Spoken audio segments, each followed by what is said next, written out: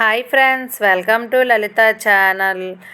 జంతికలండి వరిపిండితోటి నేను ఏ పప్పులు వేయకుండా ఖాళీగా వరిపిండితో అయితే జంతికలు వేసుకున్నాను. రేషన్ బియ్యం ఉంటాయి కదండి, రేషన్ బియ్యం కడిగేసుకొని అవి ఎండబెట్టేసుకున్న తర్వాత మిల్లుకి పట్టుకెళ్ళి ఆడించుకొచ్చేయాలండి. ఆడించిన తర్వాత నేను పిండి అయితే ఈ గ్లాస్తో 4 గ్లాసులు పిండి అయితే తీసుకున్నాను.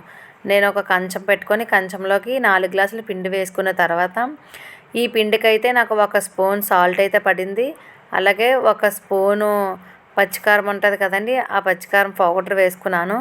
అలాగే తెల్ల నువ్వులు ఉంటాయి కదండి, ఆ తెల్ల నువ్వులేమో 4 స్పూన్ల వరకు నువ్వులు అయితే వేసుకొని నెక్స్ట్ కొంచెమేమో వాము వేసానండి. జంతికలకి పిల్లలకి చేస్తున్నాను స్నాక్స్, అందుకోసం పిల్లల గురించి అని వాము అయితే వేసుకున్నాను.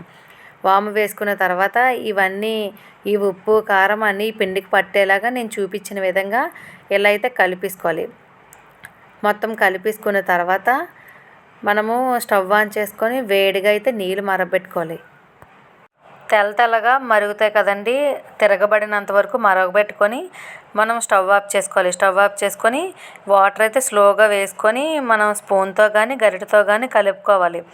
ఎందుకంటే మనం చెయ్యి పెట్టి కలిపేసామనుకోండి, వేడిగా ఉంది కాబట్టి వాటర్ చెయ్యి అయితే కాలిపోద్ది అనమాట. చూసుకుంటూ వాటర్ అయితే వేసుకోవాలి. ఒకేసారి వాటర్ వేయకూడదు, పిండి లూజ్ అయిపోద్ది. అందుకోసం తక్కువ వాటర్ వేసుకొని కలుపుకుంటూ చూసుకోవాలన్నమాట.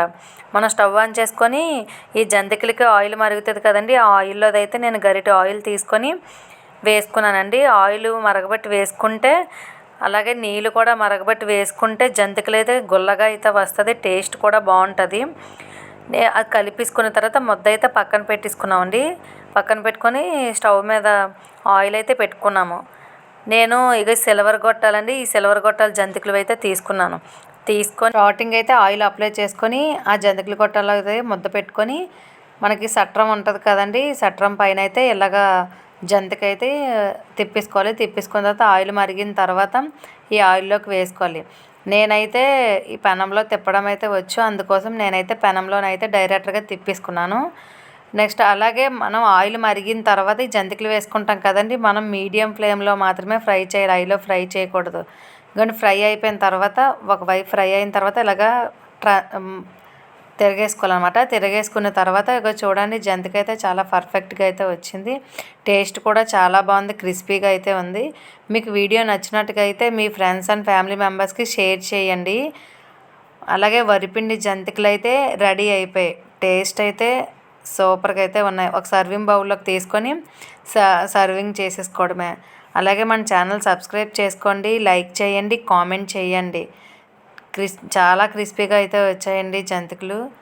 మీరు కూడా ట్రై చేయండి. ట్రై చేసి ఎలా వచ్చిందో నాకు కామెంట్ బాక్స్లో కామెంట్ చేయండి.